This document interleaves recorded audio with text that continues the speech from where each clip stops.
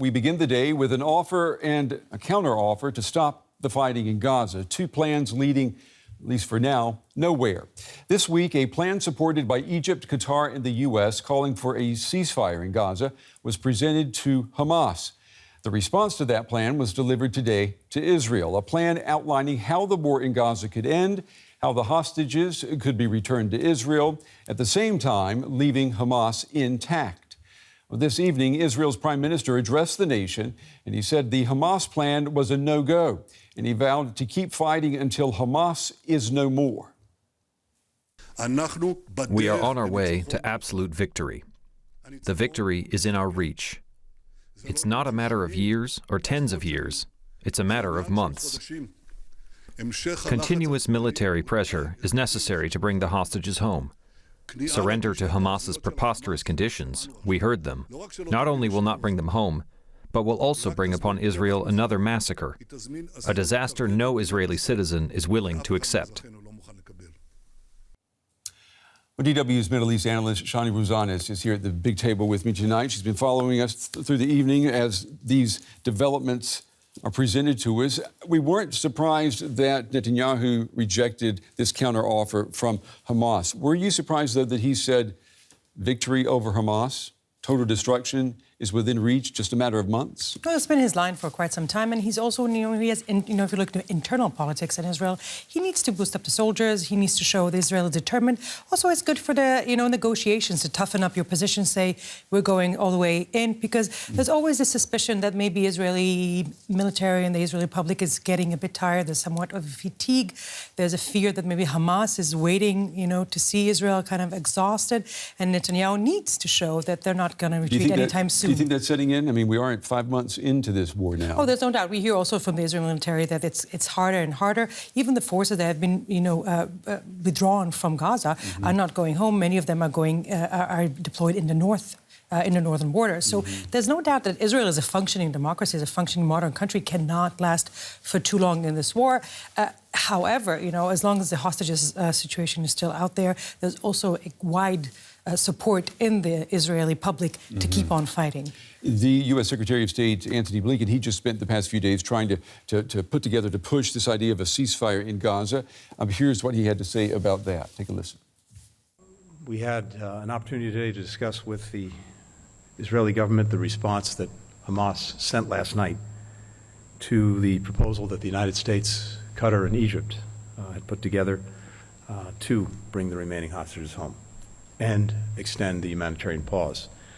What I can tell you about these discussions is that while there are some clear non-starters in Hamas's response, we do think it creates space for agreement to be reached. All right, those last words there. Netanyahu rejected the plan today, and then we hear Blinken saying there is space for an agreement to be reached. Do you know where that space is? It's a very narrow path, but I think the main contention point is the demand of Hamas for Israel to give a consent to the end of the war, while Israel is willing to go for a deal only with a suspension of the fire. And if Hamas and Israel will be willing to be a bit more vague about the details of how exactly the mechanism is going to work, because a big part of the deal was to start negotiating the final terms after the first immediate terms have been accepted for the first 45 days of cessation of fire. So as long as Israel and Hamas will be willing to focus on that first stage, a bit like what we've seen also in November in that deal that we have seen back then, if Israel and Hamas will be willing to focus on that immediate first phase, maybe there is a way, and this is what the Americans are hoping for, to move forward without really clearly asking Israel to make a commitment about the end of the war, and for Hamas maybe to accept that. These are like baby steps, if you will. Correct. And the Americans feel like as long as there's a process going and as long as there's some sort of momentum, definitely the people of Gaza need this relief. We've seen Blinken in his talk put a great emphasis on the dire conditions in Gaza, the humanitarian needs and so on, and also the American pressure to give more and more support to the Palestinians in Gaza. Let me ask you about the American influence there, particularly with Israel. An analyst earlier tonight told me that he does not see the United States being able to move Israel. And my question is, if the United States can't do it, is there another power then that would be able to come in and bring change to this impasse? Do you see any other actor. Well, you know, it's true that the Americans are limited with their ability, but they have quite a lot of influence on Israel. Israel depends on them for military supply, first and foremost, but far more than that, not to mention, you know, the long-lasting alliance throughout the years. Netanyahu, what we're seeing in Netanyahu is breaking more and more to the right. The weaker he gets in the base, the weaker the public support for him diminishes. You know, the weaker he gets, the more he breaks to the right, hoping to clinch to power.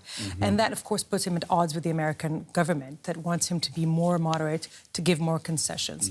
It could be that what will be the first domino brick to fall or to change things in Israel would actually come from within. If the moderate forces in his unity coalition, if they will say, we're not willing to keep up with this anymore, we feel like you do more politics than actually focusing on the goals of the war, that might be the first step to move Netanyahu aside or to bring some sort of shuffle of power within Israel for the relief of the Americans. But how much pressure is there inside, domestic pressure on Netanyahu to bring the hostages home? I mean, to do something. Well, the great pressure. You see, there's a mass support for those hostages, 136 of them.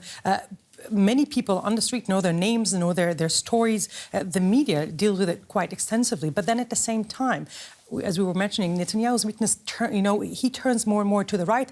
And over there, we're seeing a growing rift between the right side of Israel saying we need to keep on fighting, to the complete victory, as Netanyahu was saying, no matter what, and more moderate left-leaning, which are not his base, and he's not caring for, saying, bring the hostages now home, let's deal with Hamas later, and that's destabilizing Israel on the long term. Netanyahu still doesn't find a way how to make this all, work and make both goals of the war, bringing the hostages and defeating Hamas, simultaneously work. It doesn't seem to be working. And it feels like time is running out for that.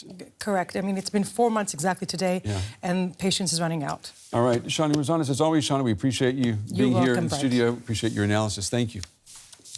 All right. I want to pull in now Simon Mabon. He is a lecturer in international relations from Lancaster University in the UK. It's good to see you again, Simon. Let me just ask you, considering that this counter offer that came from Hamas basically would have left Hamas intact inside of Gaza. I mean, did Israel or did Netanyahu really have any other choice but to reject it?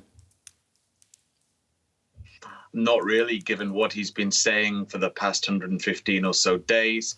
He's taken a very, very hard line on Hamas and Hamas's continued presence in Gaza.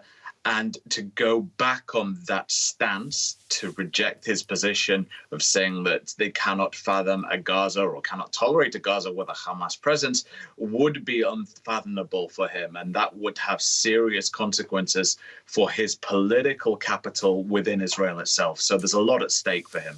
What does this rejection by Israel, what does it mean for its relations with the United States? And I ask that considering the top diplomat from the U.S., the Secretary of State, Antony Blinken, he has just spent the last 3 or 4 days in the region, yet again trying to push this idea of a ceasefire.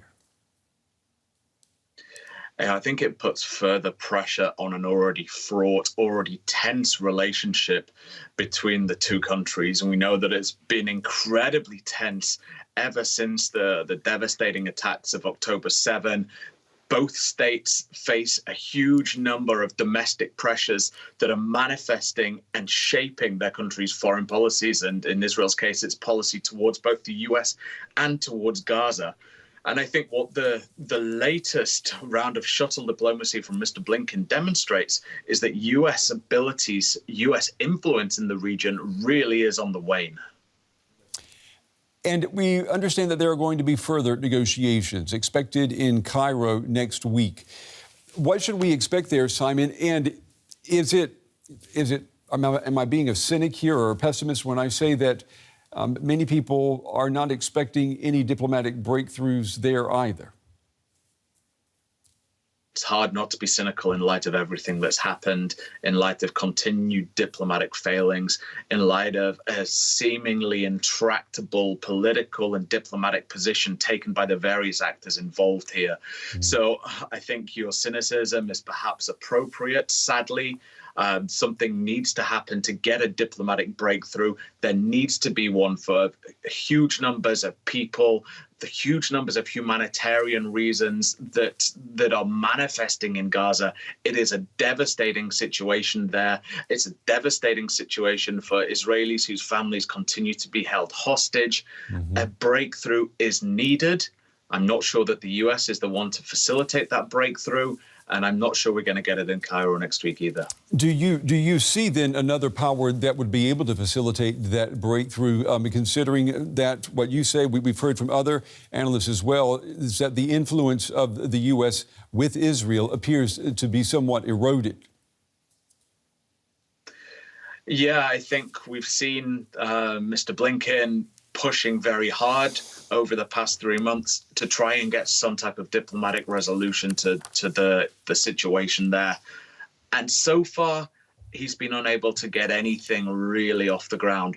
So I think what we're doing now is we're looking for other alternatives. We're looking for someone to step up, whether that be Qatar, whether that be China, whether that be the UK, someone, perhaps even Germany, to step up and say this situation cannot continue. It cannot continue in its current form. There is too much human suffering on all sides, and there has to be a resolution.